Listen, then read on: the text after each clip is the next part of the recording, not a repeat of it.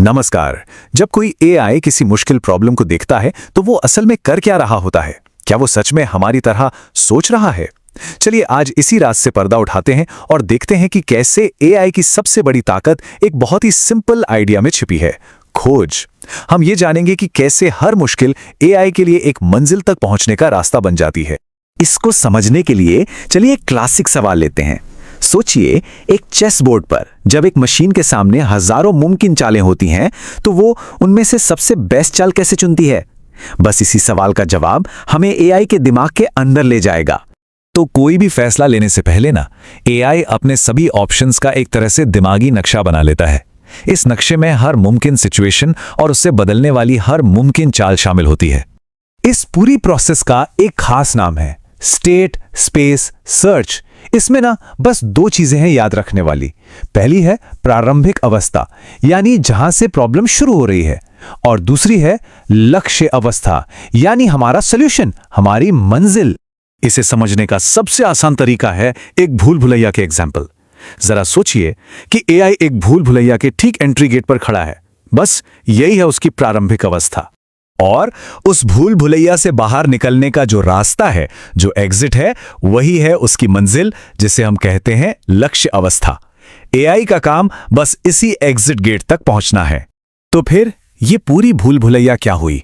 हर गली, हर मोड़ और हर बंद रास्ता, ये सब कुछ मिलकर बनता है सर्च स्पेस। यही वो मैदान है जहां एआई को अपना रास्ता खोजना है। तो एआई के पास ये पूरा नक्शा तो है, पर सवाल यह है कि वो इसमें रास्ता खोजता कैसे है। इसके लिए मोटे तौर पर दो स्ट्रैटेजी हैं। एक है अंधेरे में तीर चलाना और दूसरा है सूझबूझ से काम लेना। फर्क बिल्कुल साफ है। एक तरफ है ब्लाइंड सर्च, जो जैसा नाम से ही पता चल रहा है बिना किसी एक्स्ट्रा जानकारी के हर मुमकिन रास्ते को ट्राई करती है, और दूसरी तरफ है ह्यूरिस्टिक सर्च, जो हिंट्स का इस्तेमाल करके अंदाजा लगाती है कि कौन सा रास्ता उसे मंजिल के ज्यादा करीब ले जाएगा। अनइन्फॉर्म्ड सर्च का मतलब है सीधी सीधी मेहनत मजदूरी। ये काम तो कर देगी, लेकिन इसमें टाइम और एनर्जी की जबरदस्त बर्बादी होती है, क्योंकि ये बिना सोचे समझे हर दरवाजा खटखटाकर देखती है। तो सवाल यह है कि इन्फॉर्म्ड सर्च इतनी स्मार्ट कैसे हो जाती है? इसका राज छिपा है ह्यूरिस्टिक में। ह्यूरिस्टिक एक तरह का अंदाजा है, एक स्मार्ट शॉर्टकट। जैसे हमारा जीपीएस बताता है ना कि किस रास्ते पे ट्रैफिक कम मिलेगा, ठीक वैसे ही ह्यूरिस्टिक एआई को बताता है कि कौन सी चाल उसे जीत के ज्यादा करीब ले जाएगी। तो ये काम कैसे करता है? देखिए, सबसे पहले एआई हर रास्ते से मंजिल की दूरी का एक अंदाजा लगाता है। फिर वो उस रास्ते को चुनता है जो सबसे छोटा लग रहा हो। लेकिन सबसे जरूरी बात यह है कि वो हर कदम पर रुककर दोबारा चेक करता है, ये पक्का करने के लिए कि वो अब भी सबसे सही रास्ते पर ही है। अच्छा, अब तक जो भी हमने बात की वो एक अकेली खोज के बारे में थी।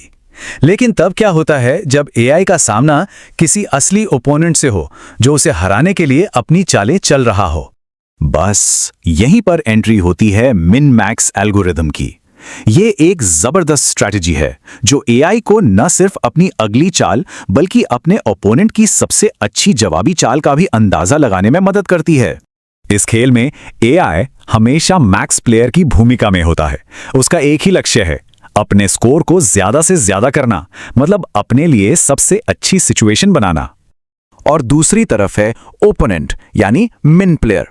इसका सिर्फ एक ही मकसद है, एआई के स्कोर को जितना हो सके कम करना और इसे सबसे खराब हालत में डालना। तो इसका असली मतलब क्या हुआ?